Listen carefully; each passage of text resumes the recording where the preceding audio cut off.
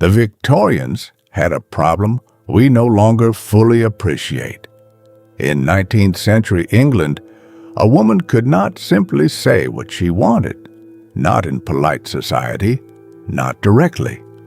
The social codes governing female expression were so rigid, so thoroughly enforced, that stating genuine romantic interest openly would have been considered scandalous, damaging to reputation, to family honor, to marriage prospects. And so women developed something extraordinary instead, a complete parallel language, a system of signals so precise, so internally consistent, that an educated observer could read a woman's genuine intentions with remarkable accuracy, without a single direct word being exchanged. The angle of a fan, the selection of a flower, the pace of a glove removal, the specific way a teacup was held during a drawing room visit. These were not arbitrary gestures. They were a sophisticated vocabulary, and the men who could read it had an enormous advantage over the ones who could not. Now, you might think this has nothing to do with your life in 2026. No drawing rooms, no calling cards, no rules about which ankle might or might not be visible above a boot. But here is what I want to show you today. The signals changed. The underlying human psychology they were expressing did not move an inch. Before the signals themselves, let me explain why understanding the Victorian system is genuinely useful rather than just historically interesting. The Victorian era produced, under the pressure of extreme social constraint, what might be called a laboratory of human communication. When people cannot say what they mean directly, when the cost of direct expression is too high, they find indirect ways to express it anyway. And those indirect expressions, precisely because they developed under such specific pressure, became extraordinarily refined. The signals were subtle enough to be deniable. A woman could always claim her fan position was accidental, her flower choice aesthetic rather than communicative, but consistent enough that they functioned as a reliable code. What this means for you is simple. The Victorian woman and the modern woman are navigating the same fundamental tension. Social conditioning still makes direct romantic expressions feel risky, exposed, vulnerable.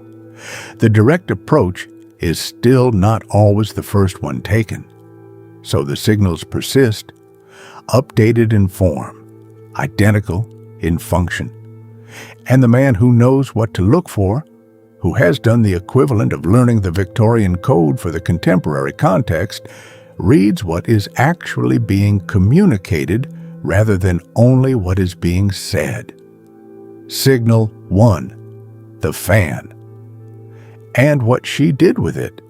In Victorian England, the fan was one of the most expressive objects a woman could carry, and its expressive range was not accidental. There were published guides, widely circulated among both men and women, explaining the specific meanings of specific fan positions. A fan drawn slowly across the cheek, "I love you." A fan held open in the left hand, "Come and talk to me." A fan twirled in the left hand, "We are being watched." A fan closed suddenly, "I am not interested." A fan held to the right ear, "Do not betray our secret." The precision of this is remarkable. But what is even more remarkable is the psychology underneath it. Each signal was designed to communicate something specific while maintaining plausible deniability. No woman ever had to say she loved you. She simply held her fan a certain way and trusted you to know the vocabulary. The fan was not decoration. It was a communication device. Every position a complete sentence in a language only the educated could read. The modern equivalent is not one thing. It is a category of behavior. The object that a woman handles or adjusts or positions in your presence while in conversation with you. Her phone turned face down when you arrive. Her coffee cup turned toward you rather than away. Her keys held rather than placed. The slight tension of someone not fully settled, still deciding something. Today the objects have changed, but the behavior has not.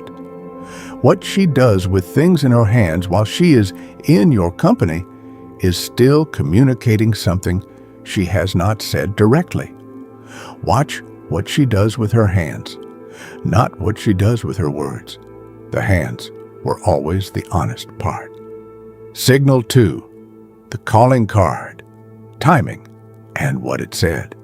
The Victorian calling card system was an elaborate social protocol in which visiting someone's home required leaving a card, a small printed card with your name on it, at specific times, under specific conditions, with specific meaning attached to each variation. A card with the upper right corner turned down meant a personal visit. The upper left, condolences.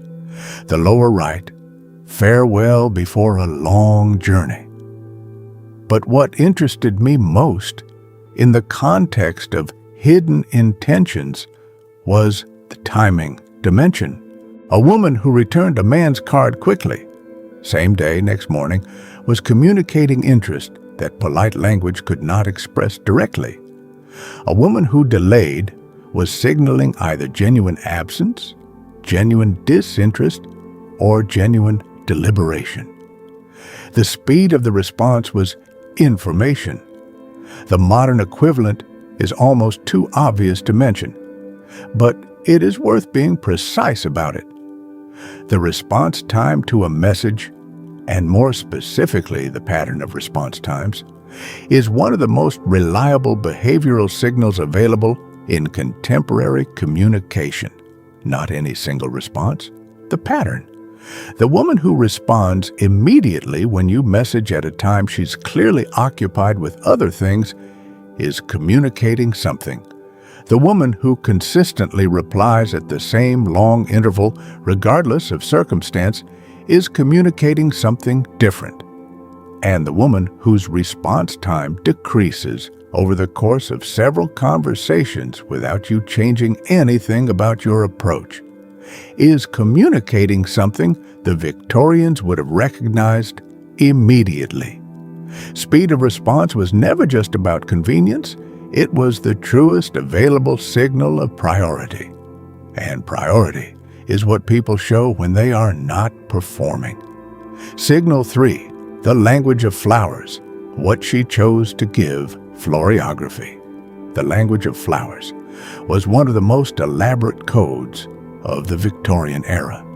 Each flower carried specific meaning, and the combinations chosen for a bouquet could convey complete messages. Red roses, obvious. But the Victorian system went far deeper. Forget-me-nots, true love and remembrance. White chrysanthemums, truth. Yellow roses, friendship or jealousy. The ambiguity itself was sometimes the message.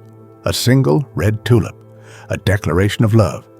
Lavender, distrust, but also enchantment. What made floriography so powerful was that it required investment.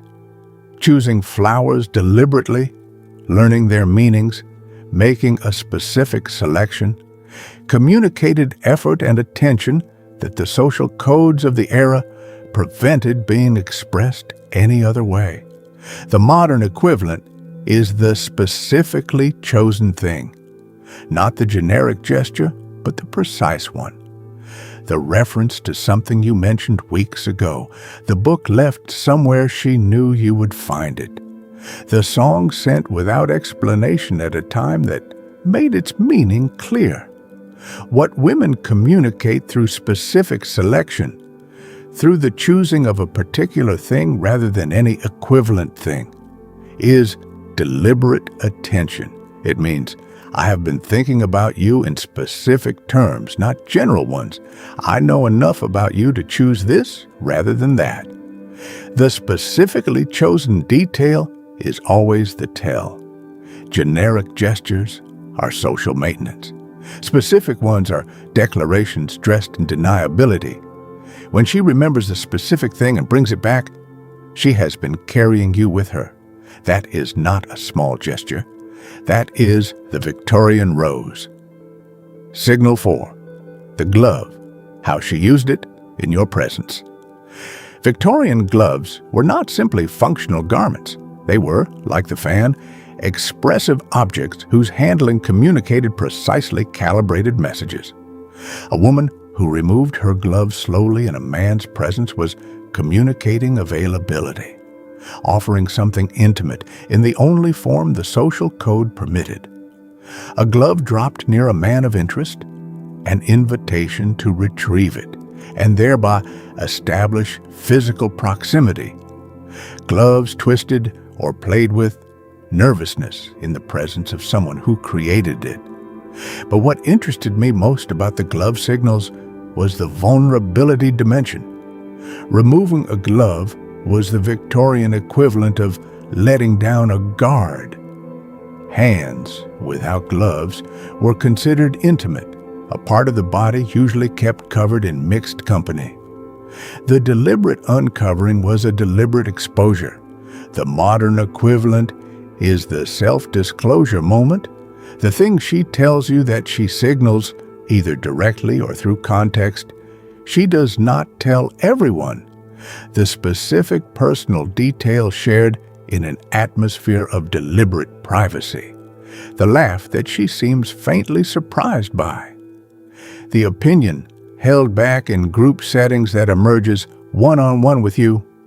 When a woman begins to remove her social gloves in your company, begins to show you the unguarded versions of herself that she keeps covered in most contexts, she is performing the same communicative act as the Victorian woman slowly drawing off her evening glove. The glove coming off was never about the glove. It was about the choice to be seen without the protection she wore everywhere else. Signal 5. The drawing room positioning, where she placed herself in Victorian drawing room culture. Social events followed specific spatial conventions. Where a woman positioned herself, who she positioned herself near, and most importantly, how the configuration changed over the course of an evening, told a precise story to anyone paying attention. A woman who began an evening across the room from a particular man and ended it in his vicinity through a series of natural-seeming repositionings had communicated interest through movement rather than words. The drift was never accidental. Victorian women knew the room's geometry as well as any chess player knew the board. Similarly, which chair she chose when multiple options were available, whether the chair was adjacent to where you would logically sit, whether she returned to the same vicinity after being drawn away by other conversations. The spatial story, read across an entire evening, was as legible as spoken language to a trained observer. The modern equivalent is physical proximity in social settings, not dramatic gestures, subtle drift. The woman who ends up standing next to you at a gathering without any obvious social logic requiring it, whose path through a room keeps intersecting yours, who sits when multiple options are available at an angle that faces your general direction. The body in 2026, as in 1875, tells the truth before the mouth does. And the truth it most consistently tells is about where attention is genuinely directed, not where it is politely focused, but where it naturally gravitates when no one is officially monitoring it. The body was always the most honest narrator in the room. Victorian women knew this. They used it deliberately. Modern women still do, mostly without knowing they are doing it. 5 signals across 150 years: the fan and the phone, the calling card and the response time, the flower and the specific chosen detail, the glove and the shared vulnerability, the drawing room geometry and the modern spatial drift. Different objects, different contexts, identical underlying psychology. What the Victorian system teaches us, what its elaborate precision forces us to understand, is that human beings have always communicated genuine interest through indirect channels. Not because they are being coy or manipulative, but because direct expression has always carried a cost. The cost of exposure, the cost of rejection, the cost of having clearly wanted something and clearly not received it. The indirect signal offers what the direct declaration does not. It can always be claimed as accidental. The fan was just positioned that way. The flower was simply pretty. The chair was simply available. And the man who knows the code, who has done the equivalent of learning florography in a modern context, receives the communication without requiring it to be made explicit, which is itself a form of care. He makes it possible for her to communicate what she cannot quite say directly, and he responds to what he understood, not just what was said. That is not a small thing. That kind of attentive reception, genuine, quiet, unpressured, is one of the rarest experiences available in modern social life. The Victorians, constrained as they were, gave us something unexpectedly useful. By forcing communication underground, by making direct expression socially costly, they created a highly refined parallel language that documented with remarkable precision how human beings signal genuine interest when the direct route is closed. And that language, stripped of its corsets and calling cards, is still operating in every social gathering, in every pattern of message response times, in every specifically chosen detail that someone thought you might appreciate, in every moment of unguarded self-disclosure that emerges only in your particular company. The signals were never Victorian. They were human. The Victorians simply made them visible enough to study. Mind Tactics Lab is here every week, finding the pattern underneath the surface across history and psychology and human behavior. Which of the 5 signals, the hands, the response time, the specific detail, the unguarded moment, or the spatial drift, have you noticed most clearly in your own experience? Tell me the one that made you think of a specific situation. The code has always been there. Now you know what to look for.